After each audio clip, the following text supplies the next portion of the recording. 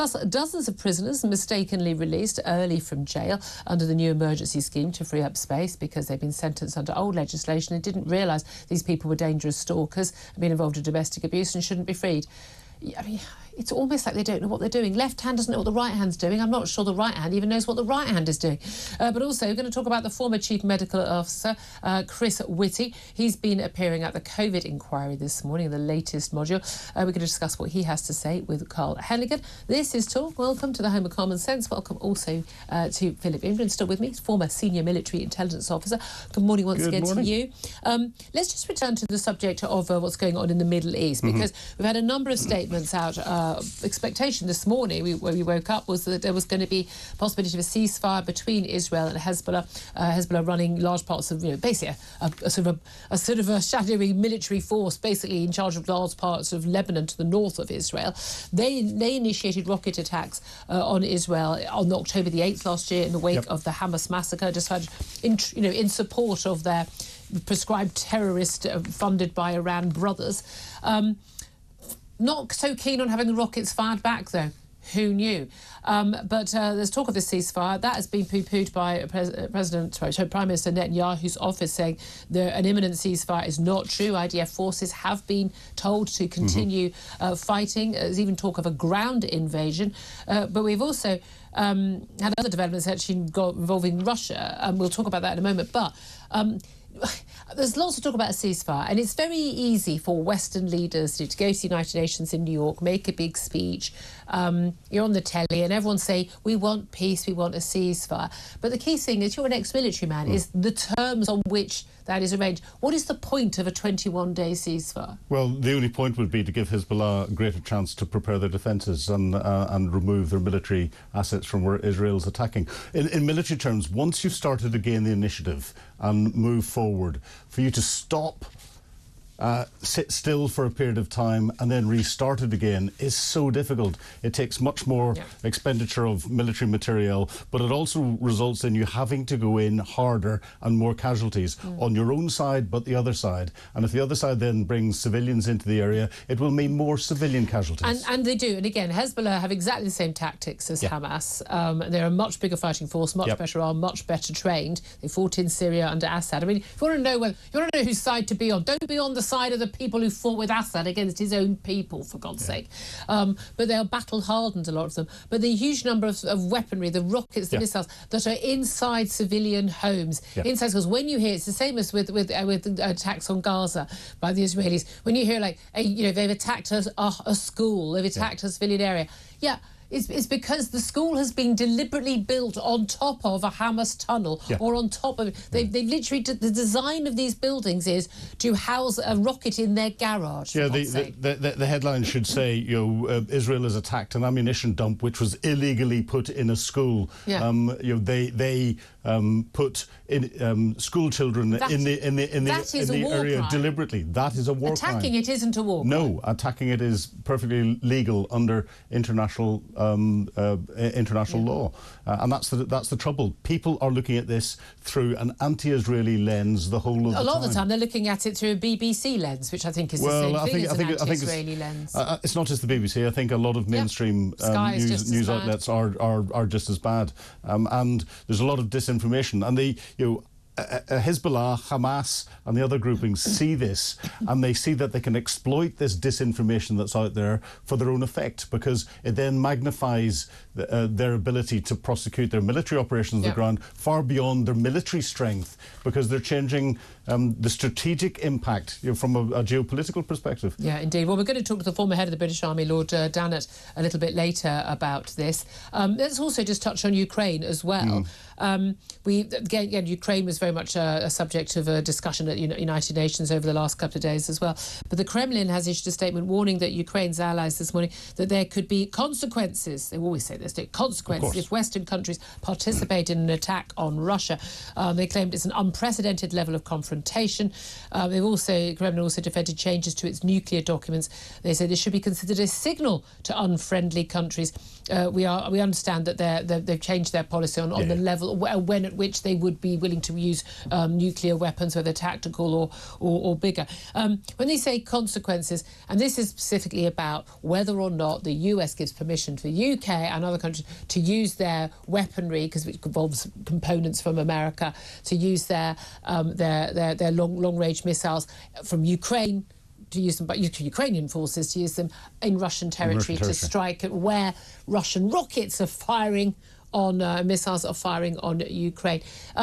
How seriously should we take this warning of consequences? Well, this is the sort of rhetoric that comes out of Russia, and surprise, surprise, the United Nations General Assembly is meeting. They've issued this at exactly the time it's meeting. It's saber-rattling, but saber-rattling with words. It shows that the Russians are worried. The Russians know that Western weapons, British weapons, are being used in Russia today. British tanks are being used. British tanks and other weapons are being used inside Russia today. So it's all rhetoric. And this is where I feel ashamed that we haven't just given the Ukrainians the permission to use the Storm Shadow missiles, because I think the French are happy that they're used.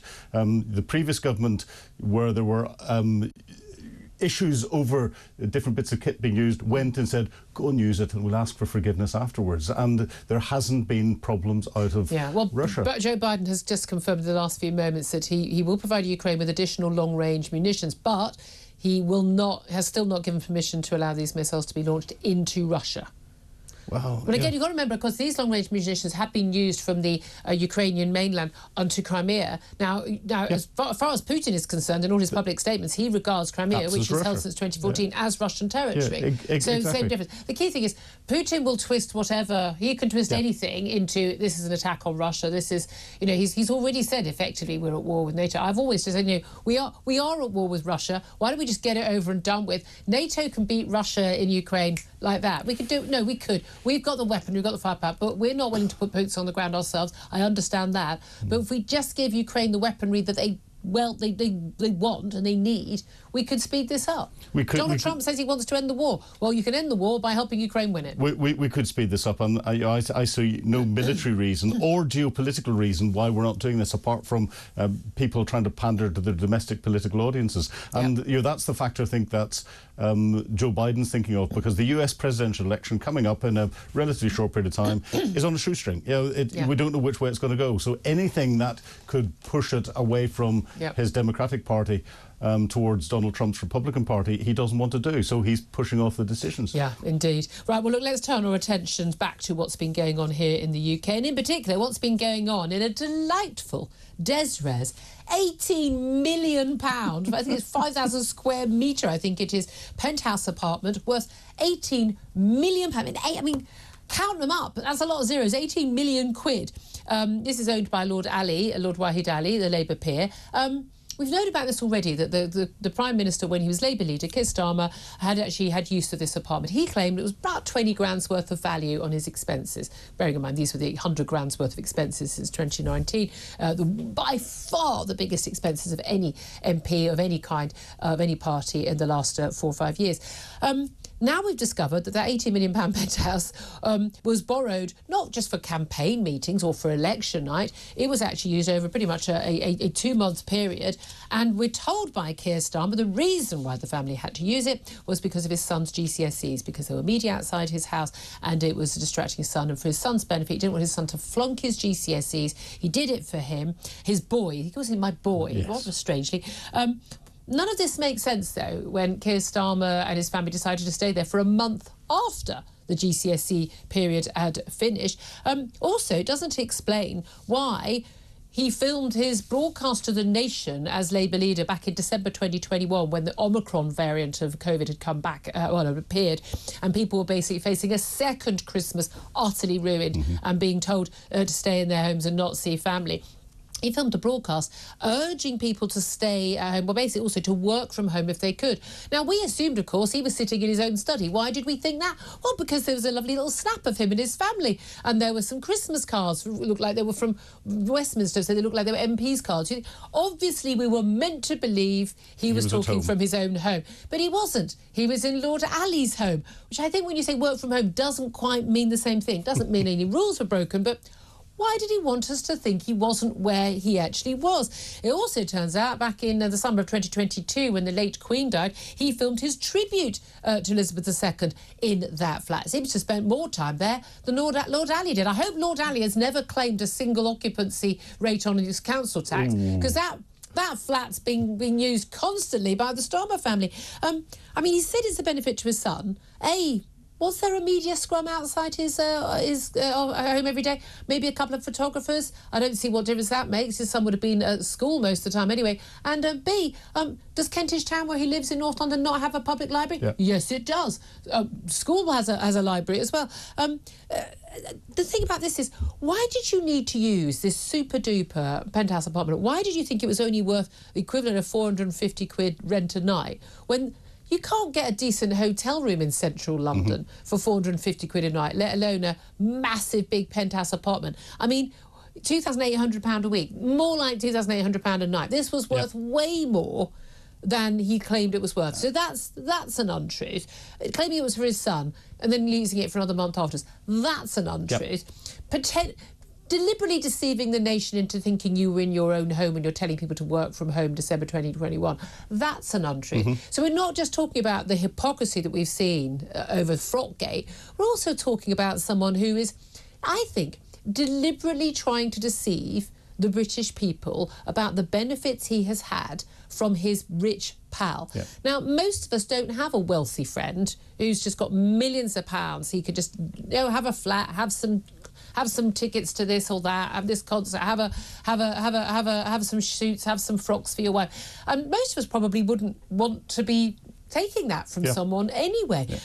So why did he take it? Yeah, well, we have to ask him that. And he's doing this at the same time when he's saying be prepared for pain coming out of the budget and everything else. It's interesting. Especially if you're a pensioner. Yeah, it's interesting. You put out free gear care as this one of these little three-liners on social media after there was the two-tier care, and I asked people to put other things in. I've been Keep them clean. They are. I've got rid of some of the others. New pad care, new stuff care, gimme care, my beer care, no beer care. I think that's gone back to Beergate. And Sir Lies-a-Lot. I mean, yeah. But this is the thing. It doesn't add up. And when he gets all stroppy about it, when he does his whole, I obeyed the rules, and he gets all stroppy about it. And you know what? I really hate politician bringing his kid into it. Yes. I'm sorry, I would never bring your child. I would never, ever bring a politician's child into any debate because I think it's a horrible experience for children of politicians, and you should never, ever bring them in. He chose to bring his own son into this. I think that is unforgivable. He rules out the book of inappropriate or pathetic excuses every time. I think he'd do anything to save I have to have a private box because it would save us billions. Well, Prince William, our future king, doesn't.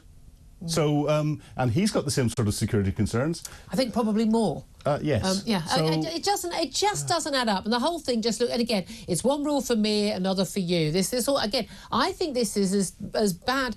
I think it is as bad as Partygate. And the reason why we're angry about Partygate was one rule for you lot and one rule for us.